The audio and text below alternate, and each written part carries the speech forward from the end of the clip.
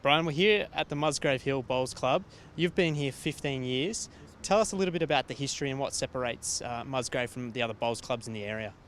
Okay, well, although we're not on the main coastal strip, we've formed a nice niche here with three good greens, about 400 bowling members and 2,500 social members, so we're a busy little club.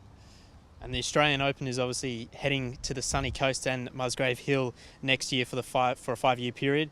Tell us what separates Musgrave Hill from the other clubs and why the sport's richest event is going to be a part of Musgrave Hill moving forward.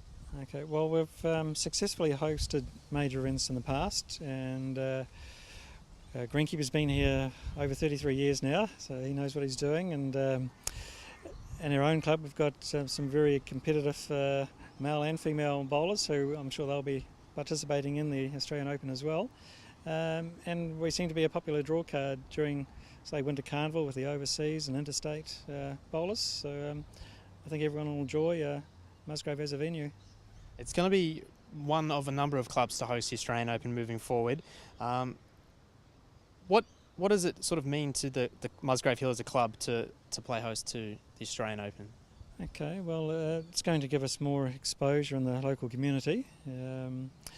It'll be good for our own bowlers to either take part or help in the running of the event, and of course they'll make the greens available for the any player we get allocated.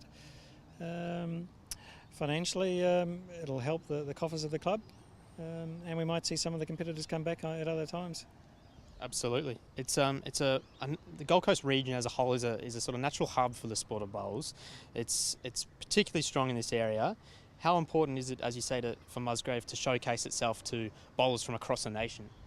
Very important. I myself came across to the Gold Coast from New Zealand over 15 years ago because of the weather and the good greens and the good tournaments. You don't have to travel far in this part of the world to play good bowls on good greens with plenty of good competition.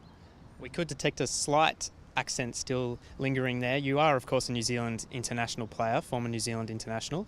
Do you think it's appealing for the Australian Open for international players to come to the Australian Open and participate in an event of this nature? Yeah, I believe it's the mecca of bowls, the Gold Coast, with the climate and the greens and the accommodation and all the other things you can do when you're not playing bowls. If you get knocked out, there's always something else to do and enjoy on the Gold Coast.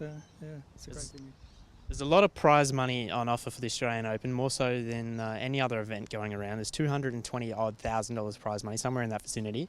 That'd certainly be appealing to some of your former countrymen across the ditch. Yes, in this day and age, if you plan your holiday right and play some good bowls, you can cover a lot of your costs at times. But just the competition and the Gold Coast and what it has to offer is an attraction in itself. There's going to be an estimated 3,000 to 4,000 participants for the Australian Open over the 13 days, providing huge economic benefit to the area and to the club. It's obviously important to be involved in, but do you think the club will receive the support from its members and the region? Definitely. We've got a long history of hosting major events, perhaps not quite on the scale of the Australian Open, but we look forward to the opportunity. And there's, as you mentioned earlier, roughly 400 odd full members of Musgrave Hill and 2,000 odd social participants year round. How appealing is it as an event of this size to the members to play in, participate in, volunteer, officiate, that sort of thing? I think it's going to be good for everyone, both the bowlers and non-bowlers. Traditionally, we've had a high proportion of our own players competing in state and district events, and I think this will help spur more interest. And you're, of course, a former champion yourself. Will we see you out on the greens at the Australian Open next year? I'll probably have a crack at it myself and keep my hand in. All the best of luck, and thanks to Musgrave Hill. Thank you very much.